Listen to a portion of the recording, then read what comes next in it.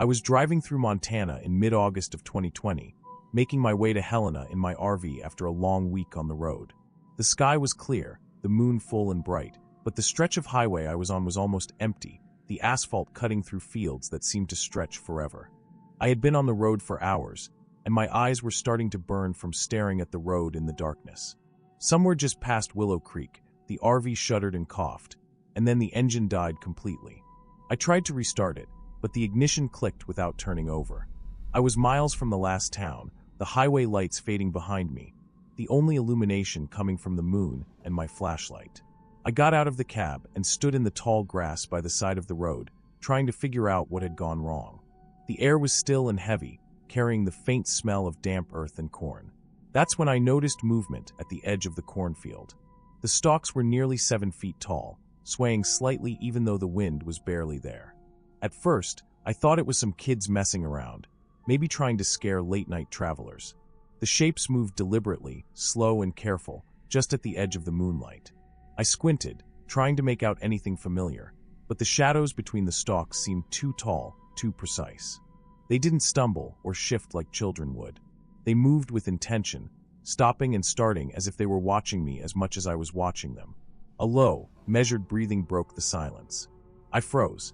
It wasn't the kind of breathing that comes from running or playing. It was steady, deliberate, controlled. My stomach tightened. The hair on my arms stood up, prickling under my shirt. I gripped the flashlight tighter and scanned the field again. Shadows darted between the stalks, keeping just out of reach of the beam. I could see glimpses of movement, tall figures, human in shape but too still, too patient. They didn't make noise, not until that quiet exhale that carried across the field. My heart started hammering in my chest. I didn't want to move too quickly, not to make any sudden sound, but every instinct in me was screaming to get back to the safety of the main road. I moved toward the RV slowly, keeping my eyes on the field. The engine still wouldn't turn over. I cursed under my breath and tried again, but all I got was the same clicking. Every time I glanced back toward the cornfield, the figures seemed closer, just at the edge of the flashlight circle. I could see the tops of the stalks bend in unnatural ways, like they were ducking behind the corn, shifting their weight to avoid being seen. I took a step back, careful, and that's when I noticed a faint crunching sound. Footsteps on the dry earth, deliberate, slow. They weren't scattered, not like someone running in the field. They were measured, almost ritualistic. My chest tightened so much I could barely breathe. I felt the first real surge of panic. I tried to reason with myself. They were probably local kids, drunk or bored, maybe out hunting small game. But the more I looked, the less sense that made. These weren't kids. Their movements were too methodical, almost surgical, and their breathing didn't falter, didn't speed up like it would if they were playing some prank. I didn't have a weapon, nothing besides the flashlight, and the darkness was too complete to even see how many there were. The RV's engine finally caught with a sputter after a few more attempts, but I didn't feel relief yet. I was shaking too badly to stay still. I climbed back into the cab and fumbled with the ignition, trying to keep my hands from trembling. The beam from the headlights cut through the edge of the cornfield, and for a moment I saw them clearly. At least 2 figures were crouched low, just at the limit of the light. Their faces were hidden by the darkness, but the way they held themselves, still, watching, waiting, made every instinct in me scream that I was being stalked. I hit the gas, the RV lurching forward, and glanced in the rearview mirror. One figure had moved closer, stepping between the stalks as if the moonlight didn't exist. I could barely make out the outline of a person, tall and broad, moving without hesitation. My throat went dry. I wanted to look away, to convince myself it was just a trick of the shadows, but my eyes couldn't leave them. I kept driving, slow at first, too afraid to speed in case something or someone was between the rows of corn and the road. The headlights caught stalks bending, just bending, no person visible. I thought I saw a hand, but it might have been a shadow. My breath came in short bursts. I realized I was gripping the wheel so tightly that my knuckles hurt. Every mile seemed longer, the road stretching endlessly. When the horizon finally started to lighten with the first hints of dawn, I didn't feel relief right away. The feeling of being watched stayed with me, hollow and pressing in my chest. I kept checking the mirrors, scanning the edges of the fields, but by morning there was nothing. The road was empty. The RV ran fine, like it hadn't betrayed me in the middle of the night. I didn't stop until I reached Helena, parking the RV at a well-lit lot near a diner to calm myself. I stayed there for hours, my eyes scanning the highway even in the daylight. My body shook, not violently, but enough that I couldn't ignore it. Every sound, rustling leaves, cars passing, someone moving behind me, made my heart jump. I felt exposed, vulnerable, the memory of those figures pressing in from the edges of my vision. For weeks afterward, every time I drove past open fields or dense crops at night, I felt the same tightness in my chest, the same hollow panic. I never knew exactly what they were, whether it was a prank, trespassers, or something else entirely. But I knew the way they had watched, the way they had moved, the way they had waited with patience I couldn't comprehend was real. It wasn't imagination. It wasn't shadows. It was deliberate. And it had followed me for miles in my mind, long after the headlights had finally left the field behind. I never drove that stretch of road at night again. I stuck to the highways, the lights, the populated routes, always keeping my eyes moving, never letting myself feel blind. The memory stayed with me, detailed and persistent. The crunch of dry earth underfoot, the deliberate breathing, the way the corn seemed to bend and shift to hide them, to let them watch. I never figured out who they were, or why they were there, but the image of those dark figures at the edge of the stalks, moving without urgency yet perfectly in control, stayed in my mind. The stalks themselves became a symbol of that night, endless and unyielding, holding something that didn't belong there, something patient and calculating. Even now, years later, I remember that night with the same intensity. I can't explain it, can't give it a rational cause beyond human presence, and that's what terrifies me most. The cornfield stalker wasn't a monster or a ghost. It was someone, or maybe more than one, waiting, watching, moving just out of reach of the light. And I know that if I had lingered a second longer, if I had misstepped, I would have found out exactly what kind of threat that patience could become. I still drive cautiously, still watch the edges of fields at night, and still feel the chill of those August hours when the RV died and the cornfield came alive with eyes. It was real, grounded, and entirely human. That realization makes it all the more frightening. I was vulnerable, exposed, and entirely at their mercy, and I survived only because of luck and instinct. That night taught me something I can't unlearn. The quietest, darkest corners of the countryside can hide something just as deliberate and patient as any predator. And sometimes the scariest thing is that you can't see it until it's almost too late.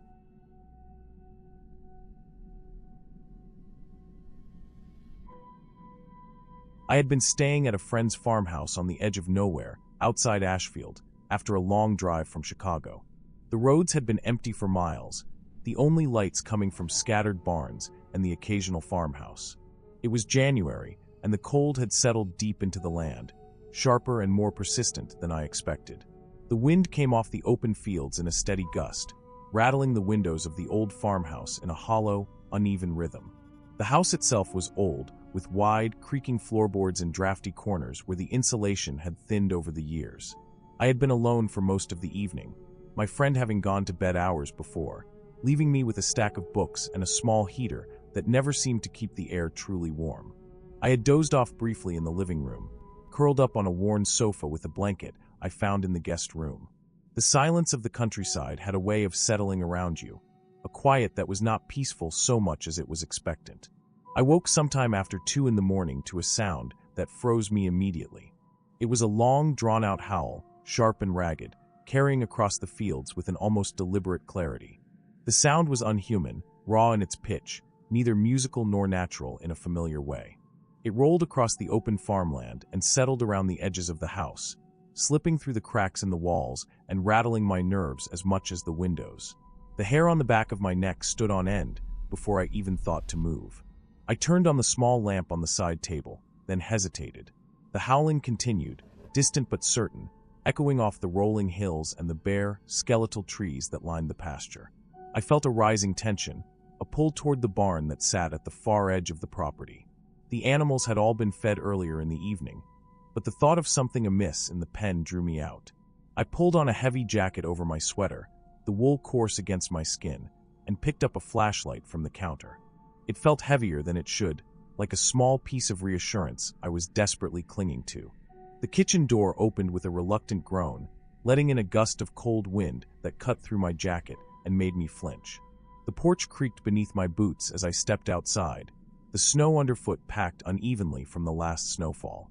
The wind carried the scent of frozen earth and hay, and for a moment, I thought I saw movement along the tree line beyond the pasture.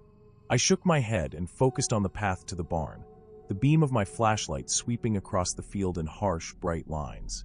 The snow reflected the light back into my eyes, making the darkness beyond seem deeper and more absolute. As I moved toward the barn, the howl came again, closer this time. It rose and fell with an odd cadence, not the regular call of a coyote or a wolf. I stopped, my breath forming clouds that dissipated quickly in the cold. The beam of my flashlight caught something crouched on a low hill beyond the pasture. I froze, squinting. The shape was massive, hunched over, and covered in dark fur, but the proportions were wrong. The arms seemed too long, the legs too thin. The eyes reflected the light, bright and constant, and I felt the unnatural weight of being watched. The figure moved with an awkward, jerky motion, disappearing behind the sparse trees at the edge of the field. My pulse spiked. I told myself it was a deer, an elk, some stray dog, anything that made sense, but the posture and the size didn't match any animal I knew.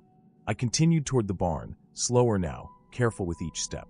The snow had crusted over unevenly, and the flashlight revealed patches of ice that could have made me slip. The howls continued, scattered now, shifting in pitch and distance, coming from beyond the barn and the pastures, deeper into the fields and the small copses of trees. I reached the barn finally, and the animals inside stirred quietly. The cows lifted their heads, ears twitching, while the goats shuffled in their pen, the metal of the gate rattling softly as I approached. They seemed untroubled by the sounds outside, but the tension in me didn't ease. I checked the latches, adjusted a few boards along the lower panels, making sure the animals were secure. Each snap of a board under my hands sounded loud and sharp in the silence around me. I stayed for a moment, letting my eyes adjust to the faint light that seeped through the cracks in the barn walls. The wind had shifted slightly, and I could hear the rustle of dry grass and the scrape of branches against one another. Then I heard it again, a low, guttural howl, deeper this time, drawn out and almost mournful in tone. It came from the direction of the hill, the same place I had seen the figure. I froze again, gripping the flashlight tighter, feeling the hairs on my arms stiffen against the cold and fear. The sound carried with it a sense of intent, not playful, not wandering. It felt like it was reaching toward me, measuring, testing. I stayed there for longer than I intended, watching the hill and the tree line, until my fingers were stiff from cold. Eventually, I forced myself back toward the house, each step deliberate and careful. The flashlight beam bounced across the snow in the fields, and I kept glancing toward the hill, half expecting to see the figure step out and follow. When I reached the porch, I could feel the warmth from inside pulling at me, a sharp contrast to the frozen tension of the night. I entered the kitchen and locked the door behind me, shutting out the wind and the howls. The house felt too quiet now, as though it had been waiting for me to return. I didn't sleep the rest of the night. I sat in the living room, wrapped in blankets, listening. The howls returned periodically, scattered and distant, never constant, always moving across the fields. I watched the windows, the light from the lamp reflecting off the glass, catching my own tense face in small, fragmented reflections. The shapes of the trees outside seemed sharper, darker, and the snow shadows longer, stretching unnaturally in the artificial light. Every once in a while, I thought I saw movement in the tree line, but the low light and distance made it impossible to identify. By dawn, the cold and adrenaline had left me numb. The sun rose pale and weak, spilling light over the fields, and the world seemed ordinary again, flat and frozen, nothing monstrous or unnatural. The barn animals were calm, grazing quietly in the low light, and the distant hills revealed nothing out of place. Later that morning, I walked the fields in daylight, searching for tracks. Snow had hardened and shifted, but I found deep, irregular prints near the hill, large, uneven, not matching any dog or deer I recognized. The impressions suggested weight and awkward gait, with claws or nails pressing through the thin snow layer. There was nothing else around, no scent, no disturbance beyond the prints, just the empty fields and the skeletal trees. I traced them for a while, noting the strange pattern, the way they moved in a slow curve toward the woods and disappeared entirely. There was no evidence of a den or resting place. It was as if the creature had simply vanished, leaving only its passing in the cold earth. I stayed the rest of the day on edge, keeping doors locked and watching the horizon. The farmhouse felt smaller, more confining, with every gust of wind rattling the windows and sending a shiver down my spine. By evening, The adrenaline had faded enough that I could eat and move around more normally, but I avoided the fields and the hill entirely. My friend returned later that day, and I described the noises, the prints, and the figure I thought I saw. He listened without judgment and offered only the practical explanation. A stray dog or wolf, likely drawn from miles away by hunger and cold.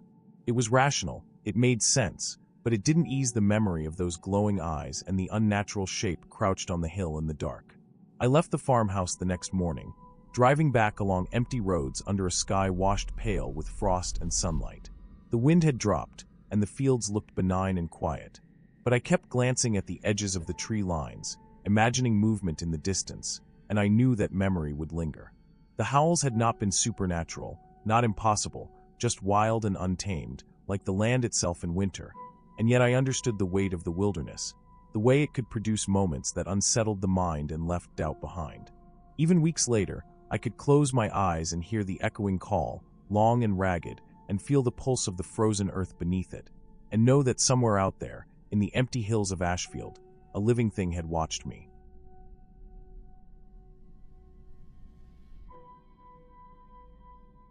I drove up the narrow dirt road as the late November sun dipped behind the ridges of the Green Mountains. The trees were heavy with the first snow of the season, soft white settling on the dark branches, giving the forest a quiet, almost frozen quality. The cabin sat alone on a slight hillside, partially hidden by pines and birches. The smell of wet earth and frost hit me as soon as I stepped out of the car. I had wanted isolation, a break from the city, and the cabin's remoteness promised it. Its wood exterior was weathered and dark, the roof streaked with the first thin layer of ice, and smoke curled faintly from a small chimney. It was simple, practical, and entirely private. Inside, the cabin smelled faintly of wood stove smoke and damp pine. The floors creaked under my boots, and the low ceiling gave it a snug, contained feeling. The furniture was sparse, a small table, 2 chairs, a single bed, and a wood stove that had clearly been used recently. The walls were bare, except for a single framed landscape that looked like it had been painted years ago. I unpacked quietly, placing my backpack on the bed and taking a moment to take in the stillness. The forest outside was silent except for the occasional groan of ice-laden branches and the whisper of wind through the pines. I spent the afternoon walking around the nearby clearing, noting how the snow crunched softly under my feet. The hillside sloped sharply down behind the cabin, and the forest thickened into shadows that made the edges of the trees almost black. Birdsong was sparse, only the occasional caw of a crow echoing through the trees. I gathered some dry wood from a fallen pile near the back of the cabin and stacked it neatly beside the stove. By late afternoon, the cold was creeping in, the kind that seeps into your bones even when dressed in layers. That evening, after a simple meal, I lit the stove. Flames licked the interior, throwing warm, uneven light across the walls. I sat in a chair with my knees drawn up, letting the quiet stretch. Outside, the wind had picked up, making the pines sway and creak. That was when I first noticed the tapping. It was faint at first, almost drowned by the wind, but deliberate, rhythmic. Fingernails on wood came to mind, but the sound had an irregularity that didn't match the sway of branches. I paused, straining to hear, but the wind continued to push through the trees, mixing with the subtle tapping. I moved to the door and pulled it open slightly, peering into the dim light of the clearing. Snow had started to fall again, light and powdery, settling softly on the ground.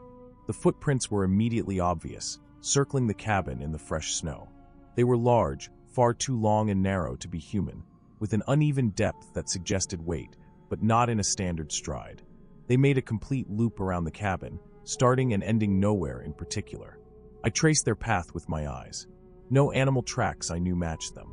A deer's hooves or a large dog's paws would have left distinct prints, but these were elongated and inconsistent, almost as if whatever had made them had been shifting its gait with intention.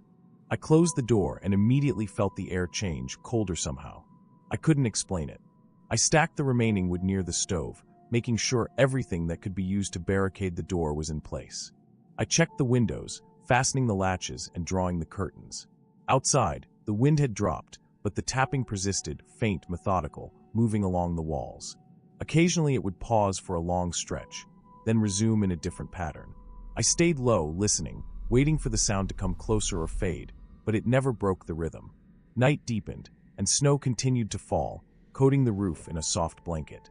The air inside the cabin became dense with the smell of burning wood and pine. I tried to read, tried to eat, tried to make myself busy, but every so often I would catch the tapping again, and my attention snapped back to the walls.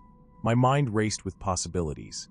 An animal climbing the siding, a branch knocking, the wind carrying small debris against the wood. Nothing seemed to fit, though. When I pressed my face against the window, I could make out the footprints again, still circling the cabin. I realized then that they hadn't gone anywhere.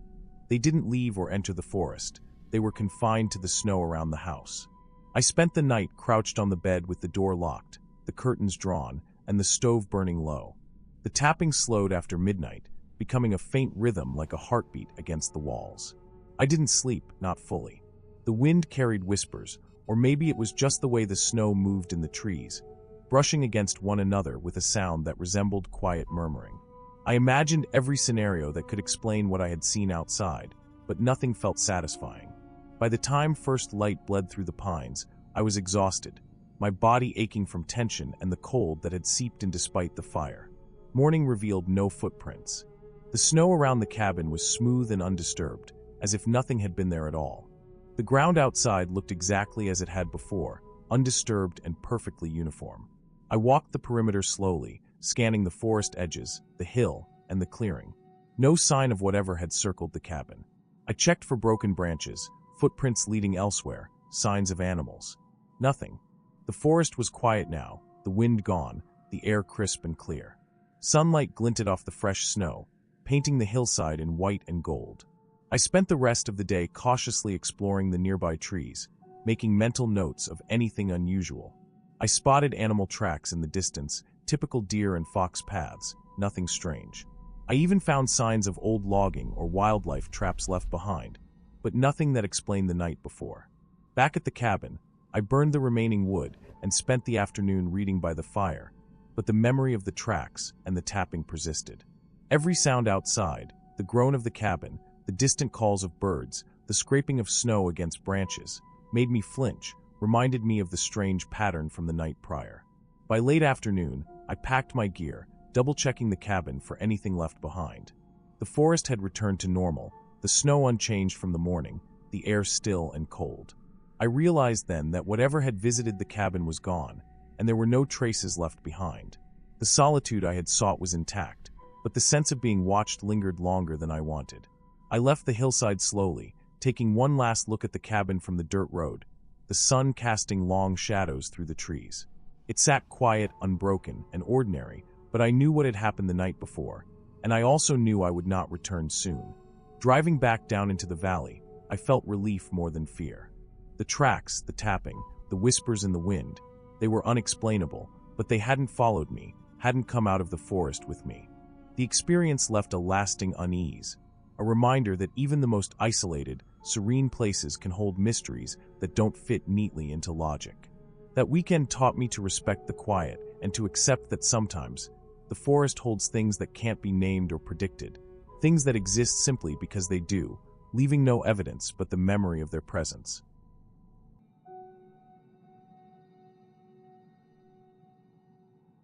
I drove down a narrow dirt road that twisted through the woods just outside Cedar Valley, the trees closing in on either side so tightly that the fading light of early evening barely reached the ground.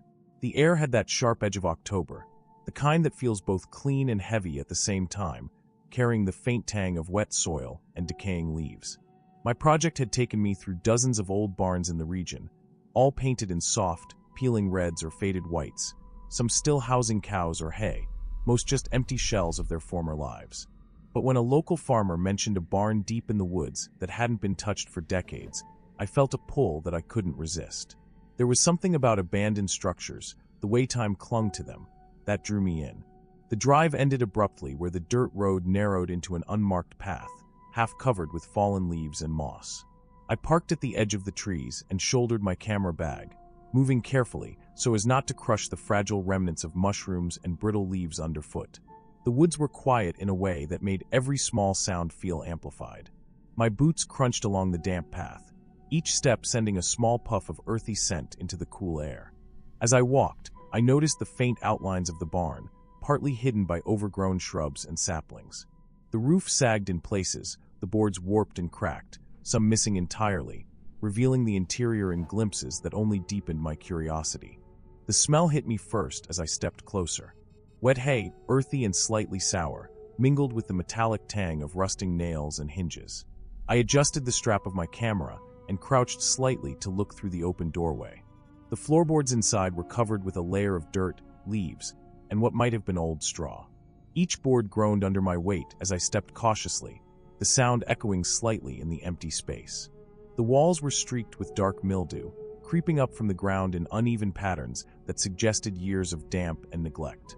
In some places, the paint had long since peeled away, leaving raw wood that smelled faintly of rot. I ran my hand along a beam and felt it splinter under my fingers, rough and brittle. I moved slowly, circling the barn, letting my flashlight sweep over the walls and loft. My eyes caught the scratches first. They ran up the beams, long, deep, deliberate. They weren't random marks from tools or animals. They had a direction, a purpose. I knelt to examine them more closely, brushing away dust and dirt, feeling the ridges under my fingertips. The deeper I looked, the more I noticed. Some beams had clusters of them, while others had thin, jagged lines running almost to the ceiling. Something had clawed or struck at these beams repeatedly. My stomach turned slightly.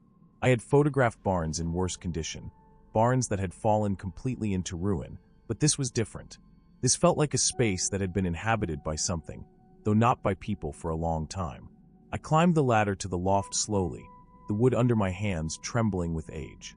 The air above was thick with dust motes, illuminated by the pale yellow beam of my flashlight. The hay there was matted and musty, some of it pressed down in odd, uneven patches. And then I heard it, a low, guttural sound that made my chest tighten. It was subtle at first, more of a vibration than a noise, and I froze instantly. The sound came from somewhere above me, the loft not entirely empty. My heart hammered, my breath quickened, and I realized I couldn't see anything in the shadows. The moonlight filtered through the holes in the roof, casting long, thin lines of silver across the loft. But the darkness in the corners seemed to absorb the light, leaving me blind to whatever had made that sound. I set my camera down and took a cautious step back. Another growl, or maybe a deep exhalation, echoed through the space, the kind of sound that made the hairs on the back of your neck stand up. I was trained to photograph abandoned structures, to document decay and age, but my instinct screamed that I had misjudged this place. I turned and ran toward the ladder, stumbling over loose boards and roots that had somehow worked their way into the interior floor. Each step was accompanied by the creak of old wood and the occasional thump of loose shingles overhead. My flashlight bounced wildly as I fell, illuminating jagged beams and dark corners that seemed closer than they should have been. The air felt heavier the further I went, thick with the scent of wet straw and rust, and with each breath, my sense of unease grew. I finally made it out into the open woods, gasping and shaking. The barn loomed behind me, dark and silent again, the growl replaced by the wind whistling through the trees. I didn't stop to look back until I had put a considerable distance between myself and it, and even then, it seemed impossible to see the loft from where I stood. I gathered my gear and moved quickly back to the car, my hands trembling as I secured the camera strap. Driving away, the headlights cut through the forest, but I couldn't shake the feeling of eyes or something watching me retreat from the barn. The next day, I mentioned the experience to a farmer I had spoken to about barns in the area. He nodded slowly when I described the scratches and the sounds I had heard. Without hesitation, he told me that the barn had a history of missing livestock. No one had kept animals there for decades because cattle and chickens would vanish without explanation, always in ways that made no sense. There were no signs of predators like coyotes or bears that could account for the losses, and the tracks that were found sometimes led in circles or disappeared entirely into the woods. Some locals refused to go near the place after dark, and the name of the barn carried a cautionary weight whenever it came up. I returned to Cedar Valley later in the week, but I never went back to photograph the barn. I reviewed my shots, noting the patterns in the beams and the uneven hay, the way the light had captured the shadows in corners that seemed impossibly deep. I realized that what I had experienced wasn't supernatural, not in the sense of ghosts or monsters, but it was an example of how quickly neglect and isolation could transform a space into something threatening. An abandoned building, exposed to the elements and free from human oversight, could become dangerous in ways I hadn't expected. Rot, hidden voids, structural weaknesses, the natural instincts of animals. All of it could create a presence that felt alive even when nothing was there. The barn remained in my mind for weeks, a reminder of the unpredictability of rural decay and the fragile balance between nature and human neglect. I learned to trust my instincts more when approaching abandoned structures, to listen for subtle cues, to observe rather than push. In the end, the barn was a lesson in humility, a stark example of how easily something ordinary could feel terrifying when left alone long enough. I never returned, and I still drive past the wooded path only occasionally, enough to see the edge of the barn through the trees, its silhouette quiet and empty, yet somehow still holding the weight of all that had gone wrong inside it. It wasn't a story I told for thrill or exaggeration. It was a real place, and the feeling it left behind was as tangible as the cool wind on my face that October evening.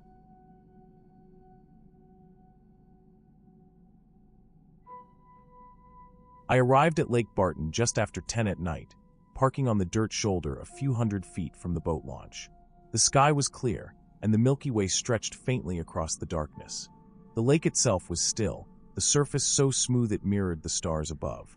I carried my fishing gear down the narrow path to the water, the damp scent of pine and earth rising around me. My boots pressed softly into the wet sand at the shoreline.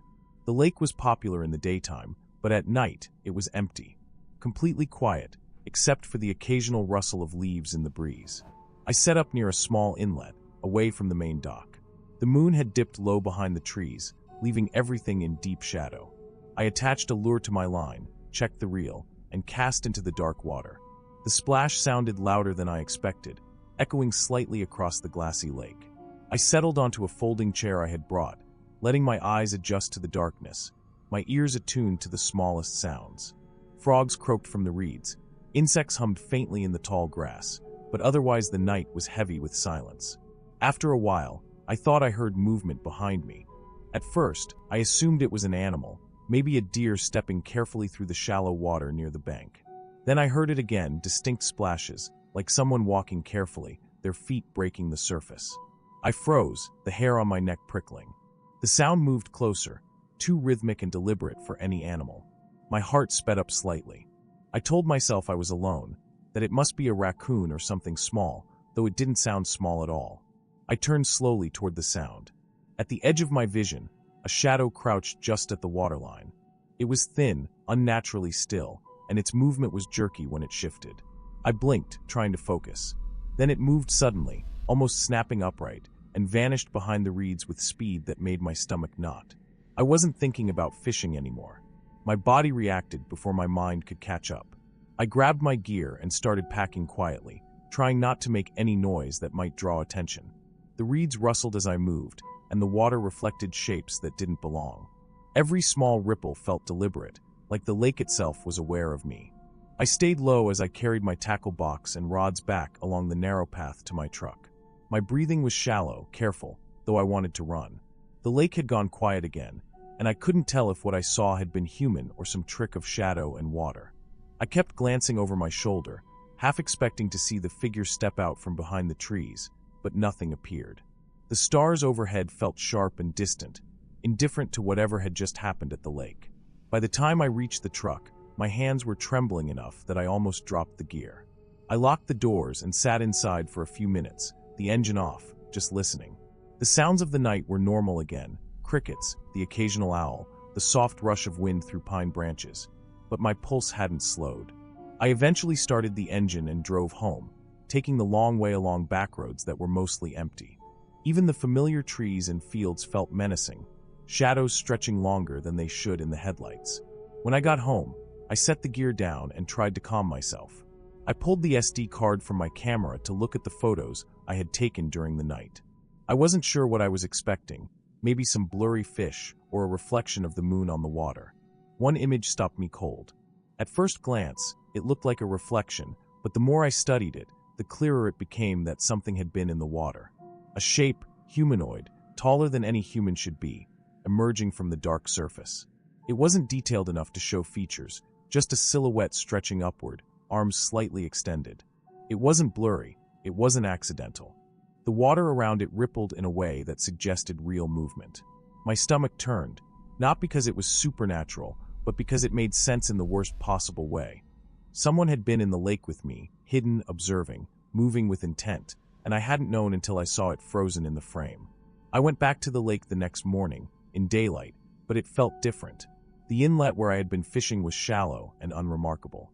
There were no footprints, no disturbed vegetation, nothing to suggest anyone had been crouching in the water hours before. It was quiet, almost too quiet, with sunlight bouncing off the surface, sparkling on the ripples from fish breaking the surface. I walked the shoreline, scanning the reeds and small trees, but I found nothing. It was impossible to tell what had been there, or how it had moved so quickly without leaving evidence. The thought that it had been deliberate, that someone had watched me in the dead of night, made my skin crawl. I thought back over the night repeatedly, reconstructing every sound. The splashes, the sudden disappearance, the way the shadow had shifted at the waterline. Nothing matched any normal animal, and nothing made sense for a human to be standing in the water like that without leaving some trace in the mud or sand. The most likely explanation, I realized, was that it had been someone experienced, someone careful, using darkness and reflection to hide. Someone who had intentionally waited until I was distracted, alone, and vulnerable. That knowledge made me feel the lingering tension in my chest, a reminder that even familiar countryside spots can hold danger, not in legends or monsters, but in people who move silently, carefully, and deliberately. I never returned to Lake Barton at night. I still go fishing, but only during the day, only where I can see the shoreline clearly, and I keep a tighter grip on awareness. The memory of the shadowed figure crouched in the water and the silhouette frozen on my camera is always with me. It doesn't make me irrationally afraid, but it makes me cautious, respectful of the emptiness and quiet of rural lakes after dark. There is no supernatural explanation, only the knowledge that someone, or something capable of moving unseen, had been there, and I had been alone with it for long enough to realize how exposed I really was. Even in broad daylight, the lake looks different to me now, as if it remembers and waits, and I can never quite shake the feeling that the water might conceal more than fish.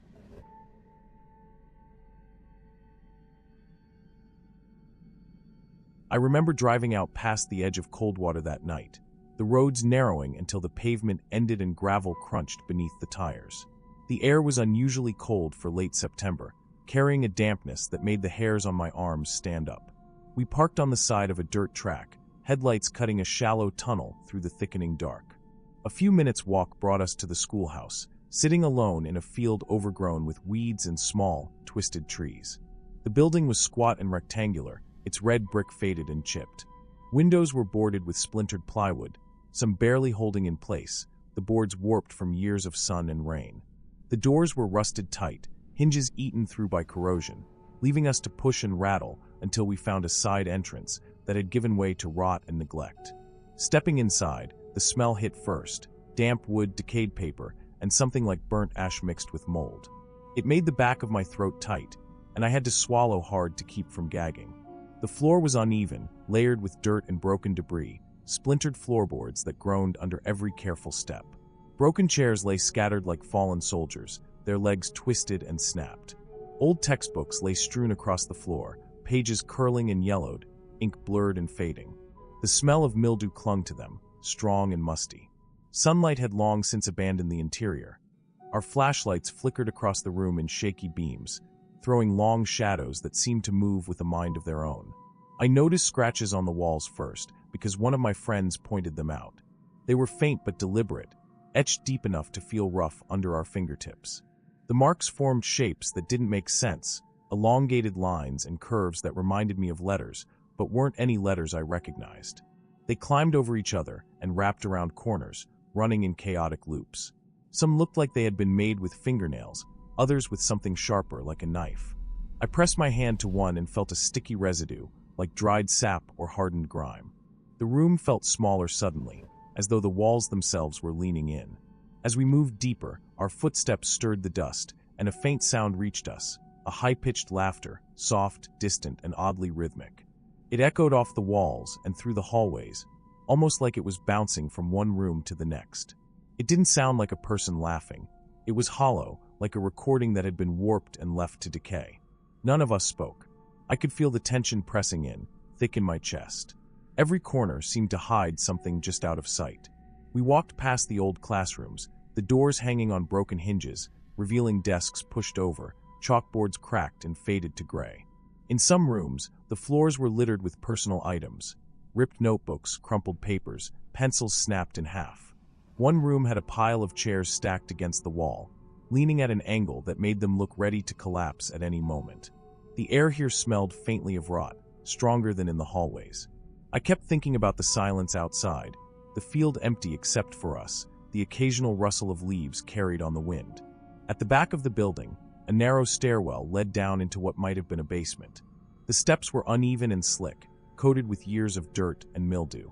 We didn't go down, but I could feel the cold seeping up from below, like a breath from under the earth. Shadows pooled at the bottom, blacker than the rest of the school, and the faint laughter seemed to drop a note lower, making it almost a hum. I stepped back, uneasy, my stomach twisting. The building didn't just feel abandoned. It felt like it had been waiting. We moved toward the gymnasium at the far end, the largest open space in the building. The ceiling had partially collapsed, letting in shards of moonlight that cut through the darkness in sharp angles. The floor was littered with debris, and the walls were scored with even more strange scratches.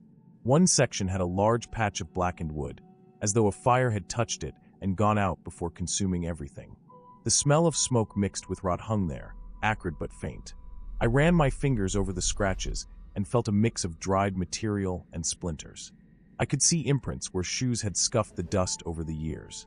At some point, the laughter stopped. We all froze, listening. Even breathing seemed loud. Then the sound of something shifting above us made me glance upward. The ceiling joists were warped and sagging, and a small piece of plaster fell, landing with a soft thud on the floor. I realized that every movement we made was echoing back at us, multiplying in the empty space, and I had the sudden, sharp awareness that we were not alone. Not in a supernatural sense, but in a very human one.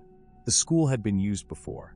It had been lived in by people, and those marks on the walls, the scattered belongings, the smells, they weren't ghosts. They were the history of neglect, the residue of anger, boredom, or fear left by those who had been there long before us.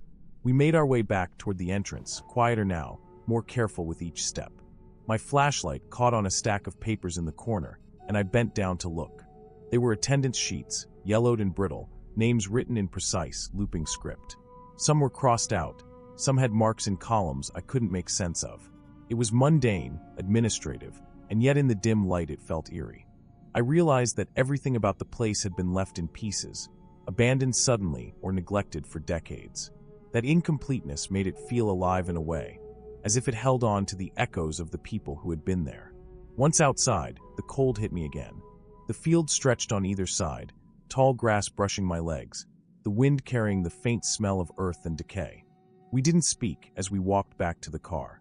The sound of the gravel under our feet seemed impossibly loud. When we finally got inside and locked the doors, the silence of the road outside felt different, heavy, almost watchful.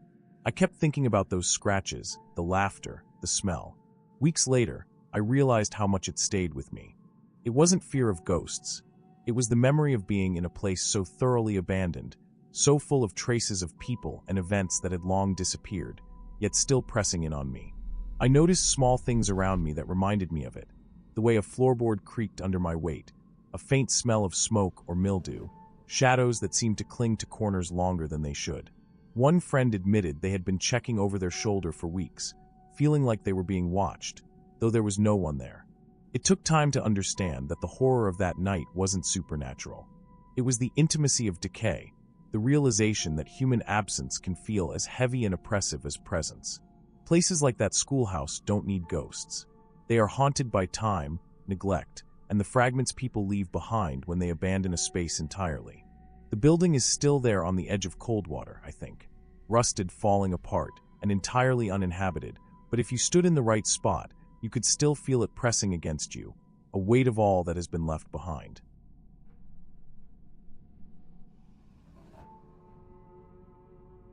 I set out before sunrise on a backcountry trail near Pine Ridge, Kentucky, with the intention of testing a new GPS device.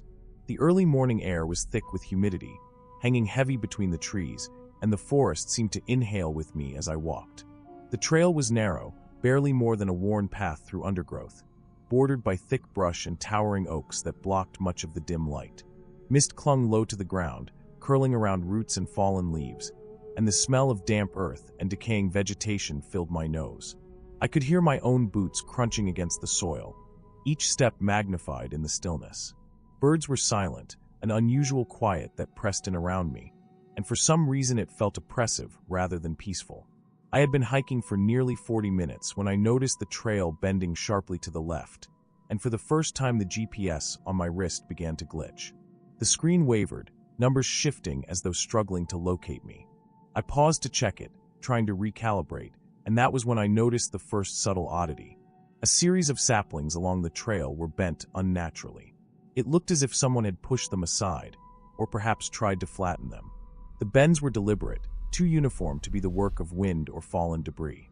A chill passed over me, though the air itself was warm, and I brushed it off as a trick of the light or an overactive imagination. I continued, keeping my pace steady, ignoring the growing sense of unease. The trail narrowed further, roots snaking across it in a way that forced me to step carefully. My boots snagged once, and I stumbled slightly, regaining balance quickly. The forest had a heavy, damp smell, almost clinging to my clothes, and the silence persisted. Not one bird, no insects buzzing, nothing moved except for a distant flicker of leaves. The air was thick enough that every breath felt like it took effort, and I started to notice how loud my own heartbeat had become. About 2 miles in, I heard a snap behind me. It was subtle at first, a faint cracking sound, but it was different from the usual noises of a forest. I froze and listened, holding my breath. There it was again, closer, deliberate. I told myself it was probably a deer or a branch breaking under a falling limb, but the sound had weight, like something alive, something heavy, moving carefully. I swung my head toward the noise, straining to see in the low light. The mist made it hard to see far, but the trees there looked different. Shadows pooled unnaturally around their bases, and some of the trunks leaned sharply, almost like they had been pressed into those positions. The shapes didn't make sense to my eyes, and I realized I couldn't see any birds or squirrels that should have been moving through that space. The snapping came again, closer this time, followed by a low, slow inhalation of air. Heavy breathing, deliberate and measured. My chest tightened, adrenaline spiking sharply. I broke into a jog, my boots slapping against the damp trail. My GPS wavered again, and for a moment the screen flashed a location that didn't match the path I had been following. I glanced at it, heart thumping, and then the screen went blank for a few seconds before returning with a signal that put me somewhere miles off trail, deep in the forest where I had not been. Panic prickled along my skin, crawling into my fingers and toes. I started running, stepping over roots and ducking under low-hanging branches, sweat slicking my shirt despite the cool morning air. Every snap of a twig underfoot made me flinch. Every rustle of leaves in the distance made my stomach clench.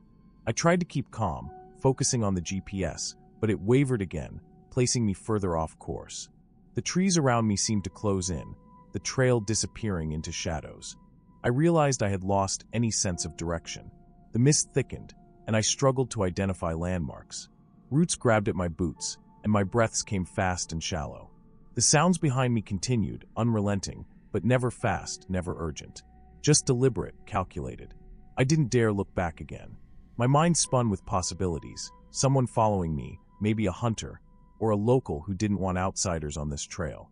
I considered hiding, crouching behind a tree, but fear of getting trapped or losing the path entirely propelled me forward. My legs burned, lungs heaving, and the ground beneath my feet seemed uneven in ways that made it hard to find steady footing. After what felt like endless running, I stumbled over a large root and fell face first into the dirt. My palms scraped against stones and wet soil, and I pressed my face to the ground for a moment, trying to steady my breathing. The sound behind me was faint, almost imperceptible now, but the tension in the air remained. When I finally looked up, I saw faint streaks of light ahead through the trees, and my body surged with relief. Pushing myself upright, I ran toward it, limbs trembling and lungs burning, until the trail opened onto a narrow gravel road. I collapsed onto the edge of the road, gasping, chest heaving so hard I thought my ribs might crack. The road was empty, no cars, no people, just the rising sun casting long, thin shafts of light across the gravel. I checked my GPS. It finally displayed my correct location. The device showed that the trail I had been on ran parallel to the road, curving far out of sight. The bends in the trees, the sounds behind me, everything suddenly felt like it had a purpose. I stayed there for a while, sitting on the gravel, trying to collect my thoughts, feeling the warmth of the sun slowly chasing away the early morning chill and fear. Once I had caught my breath, I walked along the road, heading toward the nearest intersection, my boots crunching against loose stones. The forest loomed close on both sides, shadows stretching between the trees, but the road offered a small sense of safety. I didn't stop until I saw signs of human activity: tire tracks, a fence, a mailbox. I followed them until I reached a small cluster of homes where a few locals were already outside, tending to morning chores. I mentioned the trail briefly, without going into the full story. One of the older men nodded, grimacing, and explained that hikers sometimes disappear or have frightening experiences on unmarked trails around Pine Ridge. He mentioned a figure locals referred to as the Shadow Man, an ominous presence that seemed to appear near hikers who wandered off trails. He insisted it wasn't supernatural, just someone or something that had learned how to manipulate the forest, moving branches, clearing paths, and creating fear. People avoided those trails after hearing the stories, and he suggested I stick to marked paths in the future. It made sense in a way that calmed some of my panic. What I had experienced was real, tangible, and explainable. Someone had been following me. Someone had been watching and waiting, using the forest to their advantage. The bends in the trees, the broken undergrowth, the deliberate snapping of branches, all of it pointed to an experienced observer, someone familiar with the terrain and willing to scare intruders away. It was horrifying to realize how effectively they had manipulated the environment to disorient me, but it was not beyond the realm of human capability. I spent the rest of the morning documenting my route, taking photographs of the gravel road and nearby trees, noting the places where the trail had disappeared and where the undergrowth had been disturbed. Every detail mattered, because I wanted to understand what had happened and ensure I would never be caught in that trap again. Later that day, I retraced my path along the main roads, carefully avoiding any unmarked trails, and eventually returned home. The experience stayed with me for months. I avoided backcountry trails around Pine Ridge, but I couldn't stop thinking about the efficiency of the trap I had stumbled into. It was methodical, patient, and predatory in a very human sense. Whoever had set it knew the terrain, knew how to manipulate fear, and knew exactly how to unnerve someone who trusted the isolation of the woods. I began to understand why locals avoided certain areas, why warnings about unmarked trails were so serious. I returned once the next summer, but only to marked trails during daylight, sticking to well-used paths with clear signage. I watched carefully for any signs of disturbance, noting that some areas still bore the subtle evidence of someone moving through the forest with purpose. Nothing else happened to me, but I never forgot the slow, deliberate breathing behind me, the unnerving bends in the trees, and the way the GPS seemed to fail exactly when I needed it most. I realized that fear can be manufactured as effectively as any trap, that the woods themselves can become a tool in someone's hands. I never found out who or what had followed me that morning. There were no clues left behind except for the rearranged branches and snapped twigs, a trail that led me away from safety and toward panic. The local stories about the Shadow Man seemed exaggerated when I first heard them, but I now understood the truth behind the legend. It was a warning about very real dangers, human cunning, and the subtle ways someone could manipulate the forest to isolate and scare another person.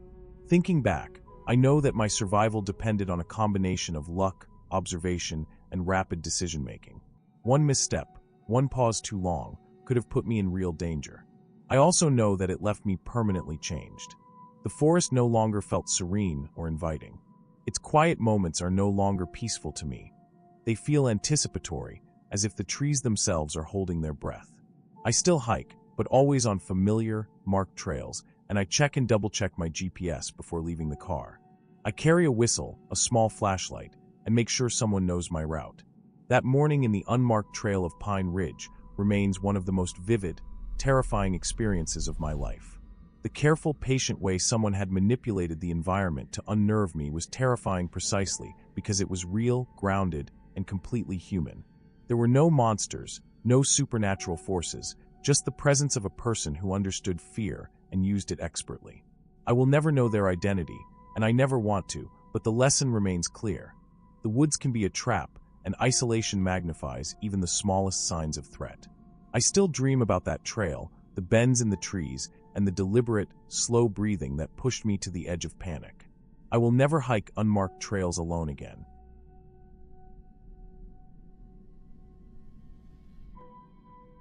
I had been driving through the back roads of Cedar Hollow all afternoon, looking for abandoned buildings for a history assignment. The air was crisp with the coming of late October, the leaves a mix of brown and gold, damp from a light drizzle earlier in the day. I had been photographing empty barns and old stone walls, taking notes on construction methods and the subtle ways time had weathered their surfaces. The farmhouse I found on the edge of a narrow dirt road looked as though it hadn't been touched in decades. Its paint was peeled and faded to a dull gray, the roof sagging in places, and the front porch boards warped and brittle. I parked at the side of the road, boots crunching through wet leaves, and walked up to the house, my backpack heavy with camera equipment and notebooks. The air around the farmhouse felt different, heavier somehow, with a damp, earthy smell that hinted at long neglect. I pushed the door open slowly. It groaned under its own weight, dust motes spiraling in the flashlight beam. The main floor was a jumble of old furniture, broken chairs leaning against walls, a couch with fabric frayed and torn, and stacks of newspapers yellowed and curling at the edges. The smell was stronger here, a mix of mildew, rot, and the sour tang of something that had once been food. I stepped carefully over the floorboards, some weak and warped, and made my way toward the stairs that led down to the basement. The basement door was heavy, and I had to use both hands to pull it open. A foul draft escaped as I pushed it back, carrying the damp, moldy air with it. I switched on my flashlight and descended, the narrow wooden stairs creaking under my weight. The basement was large, wider than I expected, with low ceilings and walls lined in rough, uneven stone. I could make out the shapes of old furniture stacked haphazardly, broken tools leaning in corners, and jars of preserved vegetables on dusty shelves. Many of the jars had cracked, their contents now unrecognizable, a brownish sludge that smelled faintly sweet and sour. The floor was littered with splinters, sawdust, and a thin layer of dirt that had been tracked down from the main floor above. I crouched to photograph a corner where an old workbench leaned against the wall. Rusted tools hung from hooks, their edges jagged and worn. My flashlight flickered, then steadied, casting long shadows across the room. The shadows made the piles of furniture and crates seem to shift when I moved, and I felt the first prickling sense of unease. I told myself it was just the isolation, the silence, the kind that comes with being alone in a place left to rot for decades. I moved toward a stack of barrels at the far end of the basement, some tipped slightly, revealing the remnants of old grains or other perishables. The smell grew stronger here, metallic and sharp. As I crouched to photograph the barrels, I noticed movement. Something scuffed behind them, soft, deliberate, but enough to make my heart skip. I froze, holding my breath, listening. The scuffing stopped, but then I saw a pair of small, glinting eyes in the shadows. They were unnaturally bright in the dim light, reflecting the beam of my flashlight. A small creature, thin and trembling, emerged from behind the barrels. It was smaller than a dog, but larger than a typical rodent, its fur matted and patchy. Its ribs were visible under the skin, and it moved with a frantic energy, darting from one shadow to another. I stepped back, careful not to startle it further. It didn't seem to be a normal animal, at least not one I recognized. There was something off about the way it moved, quick and jittery, as if it had been confined for long periods or had been starving. It disappeared into a corner of the basement, and I decided I had seen enough. My hands were shaking as I lifted the camera, taking a few hurried photos of the corner before heading back toward the stairs. Each step felt heavier, the wood groaning under my weight, and I felt a surge of relief when I reached the main floor. The air seemed lighter up here, less oppressive, but the feeling of being watched lingered. I spent a few more minutes walking through the main floor, photographing the rooms and noting structural details, but I couldn't shake the image of those glowing eyes. The living room had an old stone fireplace, filled with ashes that had long since cooled. The kitchen had a rusted stove and cupboards with doors hanging open. I tried to focus on the history, the craftsmanship, the ways the farmhouse had been used and neglected over time, but my mind kept drifting back to the basement. I packed up my equipment and stepped outside, the wind tugging at my jacket. The night was cold, the sky clear now after the earlier drizzle. I paused at the edge of the porch, looking back at the house. Its dark windows seemed almost like eyes themselves, empty and watchful. I drove back toward town slowly, keeping the farmhouse in my rearview mirror. The road was quiet, lined with trees that blocked most of the moonlight, and the only sound was the tires crunching over the wet leaves. When I stopped at a gas station a few miles away, I asked a local about the farmhouse. The attendant, a man in his 60s, paused before speaking. He said the house had been empty for years, that the previous owner had disappeared without a trace. People in the area didn't go near it, he said, calling it off-limits, and that neighbors had seen strange animals around the property after the owner vanished. He didn't explain further, only shook his head, and I left the station feeling a mix of relief and lingering curiosity. That night, in the quiet of my apartment, I reviewed the photos I had taken. The images of the basement were unsettling. The shadows seemed to press closer in some of the shots, the barrels leaning at odd angles, the matted creature caught mid-scuttle in one frame. It wasn't a ghost, it wasn't supernatural, but it was wrong in a way I couldn't explain. The creature's thinness, the sharp reflection of its eyes, the way it seemed aware of my presence, it stayed with me. I realized then that the farmhouse hadn't just been abandoned. It had been neglected in a way that allowed things to survive here that shouldn't have. I couldn't stop thinking about the previous owner, about how someone could vanish in a place like that without anyone knowing. The basement had been a microcosm of decay, a hidden world that had gone unnoticed for years. The jars of rotting vegetables, the broken furniture, the scuffed floorboards, they were all evidence of neglect, of time passing without attention. But there was also something alive in that neglect, something that had adapted, survived, and thrived in the dark corners. The thought of what the creature might have been gnawed at me for days. I researched local records and found a few mentions of the owner, last seen months before the property was abandoned. There were rumors of mental illness, perhaps isolation, but nothing concrete. No one knew what had happened, and no one wanted to talk about it. Weeks later, I returned to Cedar Hollow during the day, walking past the farmhouse from the road. It looked smaller in daylight, less threatening, but the memory of the basement stayed with me. I peered into the windows from a distance, seeing the clutter of broken furniture and shelves of jars, but there were no signs of movement. I took a few more photographs, careful to keep the distance, and left. Even in daylight, there was a sense that the basement was a space apart from the rest of the house, a place where something had lived, survived, and been left behind. The experience changed how I approached abandoned buildings. I became more cautious, more aware of the unseen inhabitants that could exist in spaces long forgotten. The farmhouse basement had been a lesson in observation, in the patience of waiting, and the way life finds a way to persist even in neglect. It was a reminder that not all threats are loud or obvious. Some are quiet, hidden in the shadows, small and adaptable, watching from corners where the light doesn't reach. I documented the farmhouse fully for my assignment, including detailed sketches of the basement layout, photographs of the jars and furniture, and notes about the floorboards and structural decay. My professors were impressed by the depth of observation, the way I had captured not just the physical details, but the atmosphere of the space. The basement remained the most haunting part of the project, the image of those glinting eyes embedded in my mind. Months later, I drove past the farmhouse again. The roof sagged a little more, the boards were more weathered, and the wind whistled through the cracks. I didn't stop. I didn't want to disturb the quiet ecosystem of decay that had settled there, and I didn't want to risk encountering the creature again. I understood then that some places are better left observed from a distance, recorded and remembered, rather than explored fully. The farmhouse basement stayed with me, a memory that combined the beauty of decay with the quiet tension of life persisting in shadowed corners. It wasn't supernatural, it wasn't inexplicable, but it was terrifying in its realism, the way neglect and isolation could foster something strange and watchful. I left Cedar Hollow that night with a notebook full of observations, photographs that would haunt my sleep, and a new understanding of the quiet, persistent dangers of abandoned spaces. I never returned to the basement, never attempted to explore further. The farmhouse remained off-limits in my mind, a place to be studied, remembered, and respected from a safe distance. The creature had not chased me, had not attacked, but its presence had left an impression stronger than any scream or sudden fright. I knew then that the most unsettling experiences are often the quiet ones, the ones that linger after the lights are out, in the back of your mind, where imagination and memory converge. Even now, years later, I think of that basement when I walk past old buildings, when I notice a shadow in a corner, a slight movement out of the periphery of vision. The experience shaped the way I observe and understand abandoned spaces, the way I respect the life that can exist in neglect.